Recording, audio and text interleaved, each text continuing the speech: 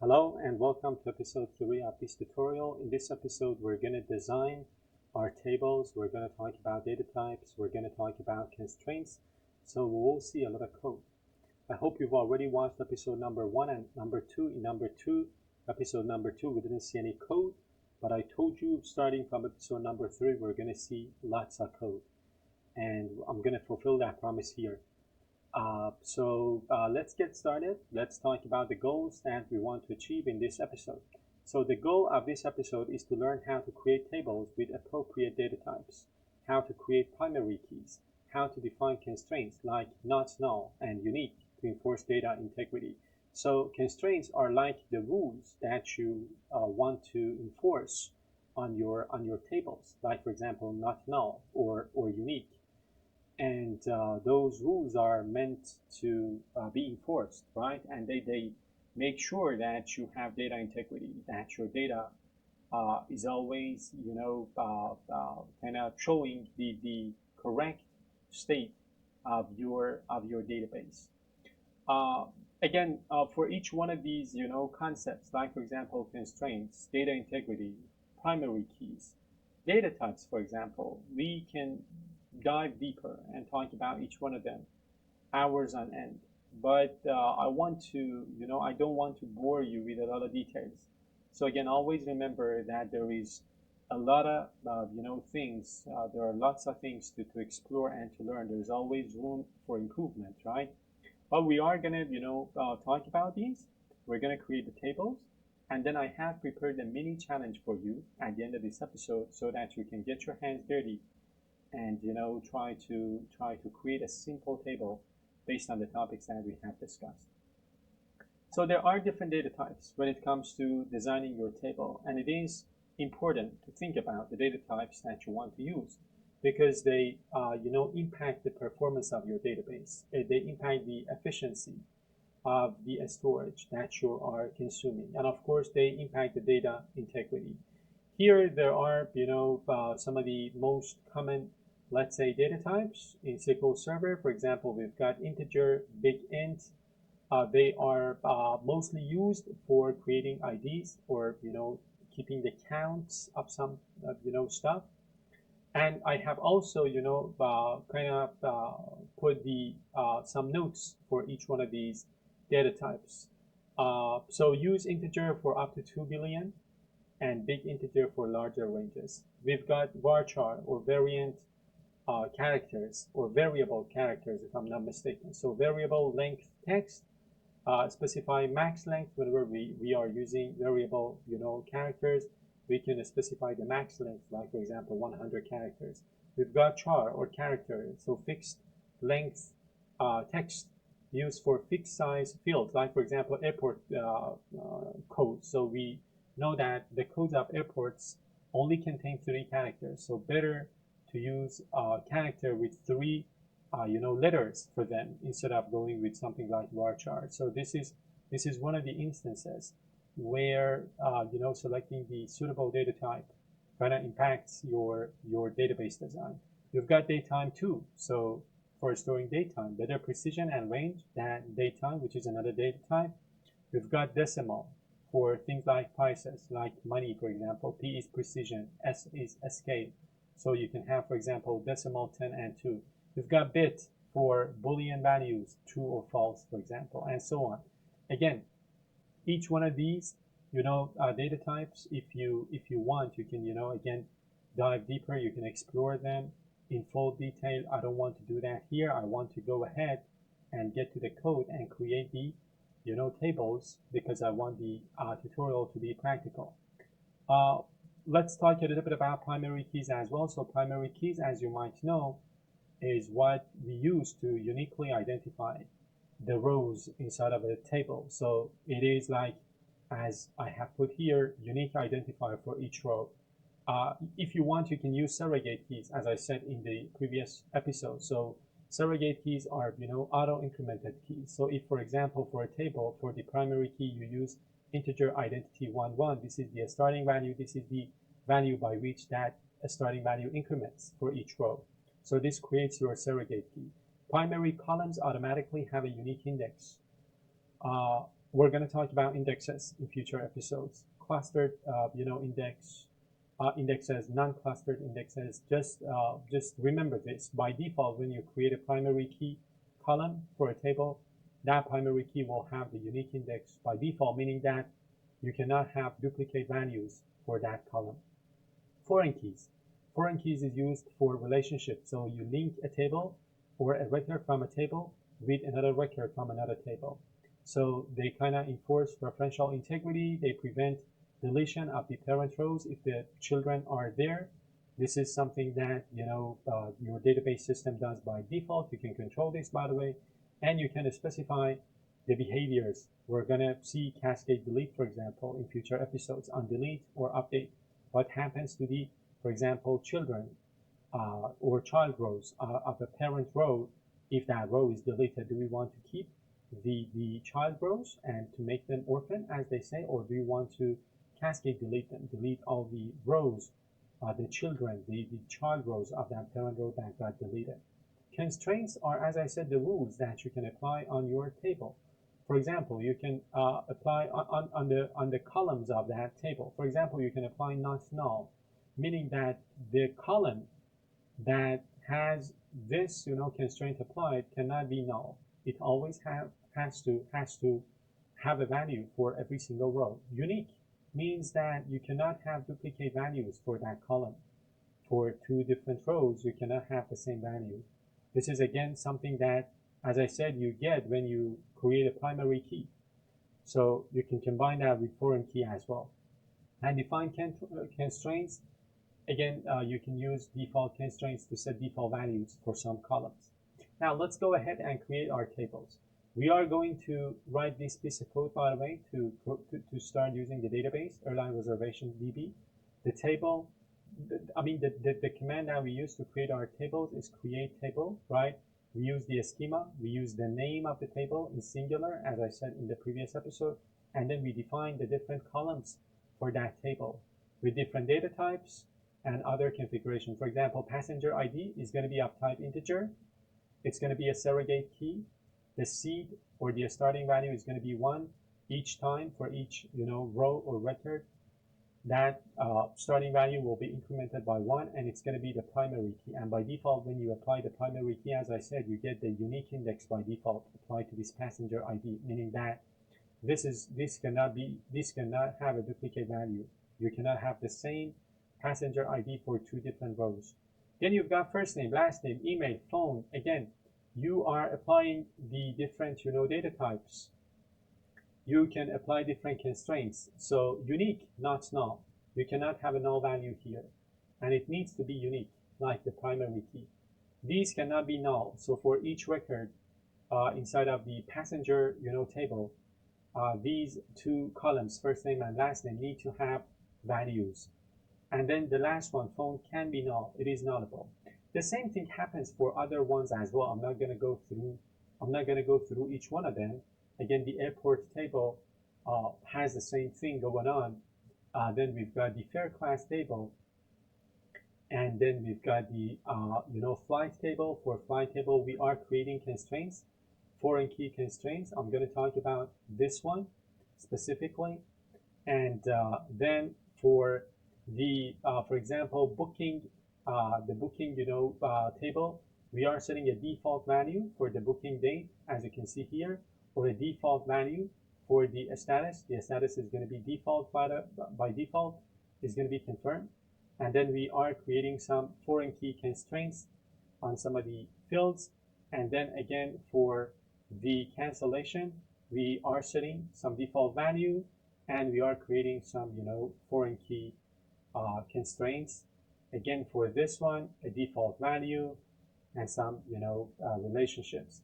So these constraints that you can see here, these are defining the relationships between the different tables that we will be creating. Or for example, this check constraints is always checking that the base fare, which is this column, is greater than 0 or equal to 0. And this is a decimal value. The precision and the escape, as I told you. So let's take this constraint as one example right? And then let's talk about this and then skip the rest because they're very similar. So this is the flight table, right? And the flight table, if you take a look here, it has this departure airport. So this departure airport is, three characters in length. This is the foreign key. The foreign key that kind of connects the flight to the airport, to this primary key. So in order to, link this table to this table, we are going to create this constraint. So you are going to put the keyword constraint, then come up with a descriptive name. FK means foreign key, and then flight departure airport. So flight is the name of this, table, and the departure airport is the name of the column. So I am kind of using a naming convention, if you will. And then foreign key is the type of the constraint that I am applying. And then if you take a look here, it says departure airport, which is the name of the column here, references that field in the airport code, airport, table, and then airport code field or column. And this is, of course, the schema. So I am linking the departure airport, the column called departure airport from this table to the airport code, which is the primary key in this table, using a foreign key constraint. And then I am calling that constraint FK flight departure airport. And this pattern repeats for other tables that need to have relationships. And I am not going to talk about each one of them here because, as I said, they're very similar, right? So what I can do now is to go to my, SSMS, SQL Server Management Studio, and I am going to create a new query. And I am going to start creating these tables.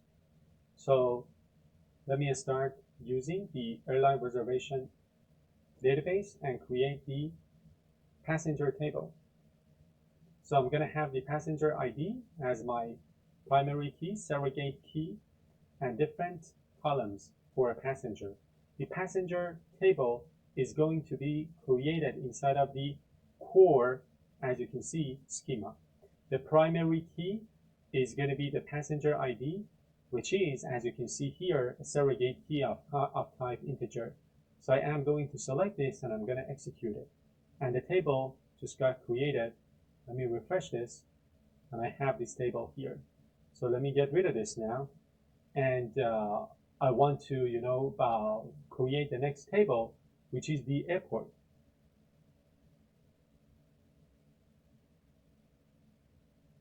So again, primary key, it's not a surrogate key. It is like a natural key, airport code. I know that it's not going to change. And then I've got name, city, country, and so on.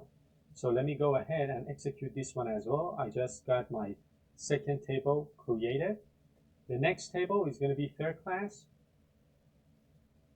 So fare class code. This is the primary key. I'm not going to use an auto incremented surrogate key. Fare class code is going to have two characters. One constraint that I'm applying on this column is the check constraint. I'm checking the fare, the base fare to be, greater or equal to 0. So let me execute this as well. I'm going to get rid of this. The next table that we need to create is flight table. In flight table, we have a relationship to the airport code from the airport table. So I talked about this, foreign key constraint. This is something that we are creating here. So I have two, foreign keys here, departure airport and arrival airport. Both of them link me back to two airports in the airport table. So there's a relationship, right, between the flight table and the airport table. Airport. Let me go ahead and execute this. I'm going to get rid of this code. Booking. So booking has a surrogate key. Passenger ID cannot be null. Flight ID cannot be null. Booking date. cannot be null, the default value is system UTC date time, fair class code, and then the different, foreign keys that I have and their relationships to their corresponding tables. As you can see here, the fair class code field, this one, fair class code, also links me back to the fair class code defined in the fair class table. So let me go ahead and execute this one as well. Now let me delete this table. What I need to do, let's create the cancellation table now. So inside of the cancellation table, we are going to track the different cancellations. Again, I am defining a surrogate key. Booking ID gets me back to a booking inside of the booking table. I'm going to execute this one. And the rebooking table. So when bookings get canceled, I need to rebook the passenger. I'm going to have old booking ID, new booking, new flight ID, rebooking date, and some, relationships.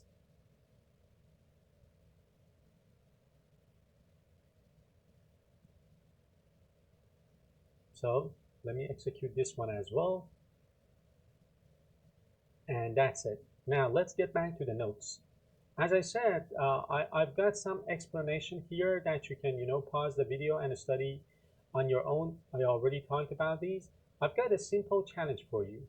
What I want you to do is to, pause the video and give this a shot to kind of, get your hands dirty to see if you can implement this table using the different things we have discussed so far. So we're going to have a table called frequent flyer. I want you to create this table with the membership ID as our primary key.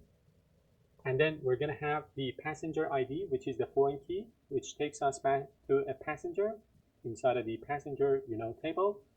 We're going to have a join date. We're going to have a loyalty tier, which can have, different values, as you can see here. And I want you to add some constraints. So there are two constraints. One passenger can only have one frequent flyer membership. So think about it. Loyalty tier, which is this one, must be one of the predefined values: silver, gold, platinum, and diamond. I have already written the code for creating the table, but I want you to give this a shot. Pause the video and see if you can, implement this, and then come back. So, did you try to implement this? I don't know whether you were successful or not, but the fact of practicing is more important, I guess, than being able to implement it or not. As I said, I have already written the code, and I want to, write it with you together. So, again, it is not very difficult to implement passenger ID, right? I said, each passenger can have only one frequent flyer. The thing we need to do in order to implement that is to put the unique constraint on the passenger ID, meaning that inside of the rows of this frequent flyer table, we cannot have two rows with the same passenger ID. So that means that each frequent flyer record is for one and only one passenger ID. So this ensures the one-to-one relationship, as I said. And then we've got the different, constraints. This is the, relationship, the foreign key constraint that you already know. And this is the other relationship, the other constraint that I said. So if you remember, I said that loyalty number can only have one of these four default values, predefined values. And in order to implement this, you need to apply the check constraint. And they mention the name of the field, loyalty tier, in, and then the different values that you have: silver, gold, platinum, and diamond. This means that the value that you insert for loyalty tier can be one of these predefined four values. Now, what I want to do is to, again, go to the, SSMS and implement this. And then we are going to, execute it to create this table. So the name of the table is frequent flyer. The membership is going to be the primary key, passenger ID, join date, loyalty tier, the constraint for the foreign key relationship, and then the constraint for the three, default values. So again, this is the constraint that we have added, constraint, and then we have added the name of the constraint, and then check that the value inside of the loyalty tier field or column is one of these 4 predefined values. I'm going to run the code, and the table got created. So this is our frequent flyer table. And that's it for this episode, I guess, right? Yeah, we're done with this episode. I hope you've enjoyed watching this. We have created the tables. We're not finished yet, of course. We're just getting started.